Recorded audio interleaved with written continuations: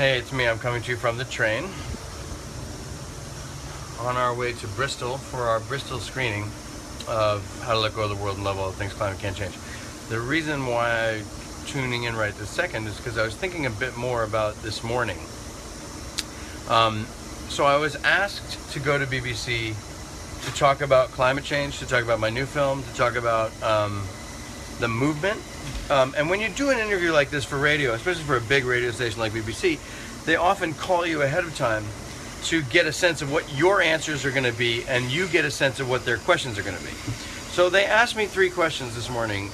The first one was about our movement and what it was like in America.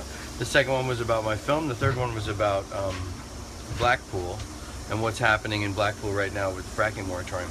Of course, they didn't ask any of those questions this morning, and we ended up in a session debating some of the most basic facts about fracking that have been in the news in thousands of media reports and hundreds of peer-reviewed studies going on and on and on. And what was so astonishing was, and the point I want to make right now is a quick one, but I want you to, here, especially here in England, to think about it.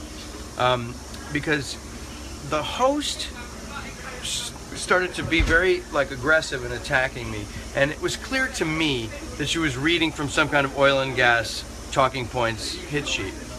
And the way I know this is because she was like, well, you know, Lisa Jackson, the head of the EPA, said that there was never a single contaminated case of fracking, which of course is a widely discredited statement, and Lisa Jackson herself went in my movie Gasland 2 to clarify it.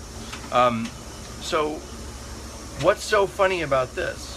Well, she reported this as if it was news, like as if this had just happened, when in fact this was a statement from Lisa Jackson from 2011. 2011 was 5 years ago.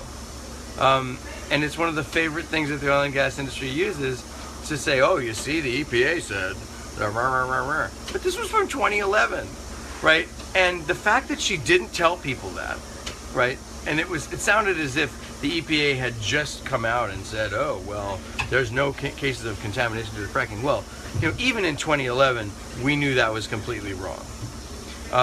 But what's so disturbing about this is not necessarily the bringing up of Lisa Jackson and all that, but that it is now, when I'm thinking about it, so clear to me that the BBC was handed a sheet by the oil and gas industry that they were supposed to read to me this morning. And I know this because, first of all, their pre-interview questions were completely different, totally the opposite, something that I was really actually excited to talk about. And I didn't get that. And also because, like, if you were doing your research now on fracking, there would be a whole host of other things that you might bring up. Instead of bringing up some kind of discredited statement that Lisa Jackson made in 2011, Lisa Jackson, who hasn't been the head of the EPA since 2012, she resigned, and that this is a favorite of the oil and gas industry. So I know for a fact, because of this is my deductive reasoning, but it is very clear that the reason why they did this is because they were being handed some kind of oil and gas hit sheet on me. And that is really shameful behavior. And they were doing this masquerading as journalism. So it sounds like journalism, it feels like journalism, but what it is you've walked into an oil and gas permeated bubble where their job is to defend the industry and not to actually do journalism. And that was just one example from this morning of what happened. So think about that. BBC should be better than that. Should be much better than that. In fact, if it wasn't for independent journalism, we wouldn't even talk about fracking. You guys would never be talking about fracking.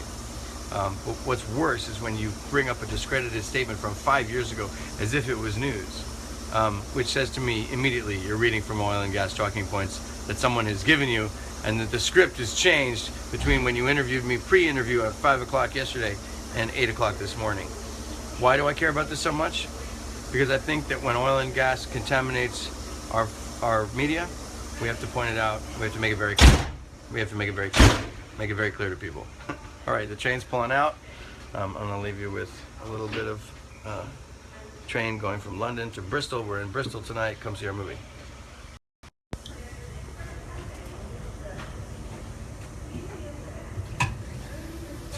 Mind the gap.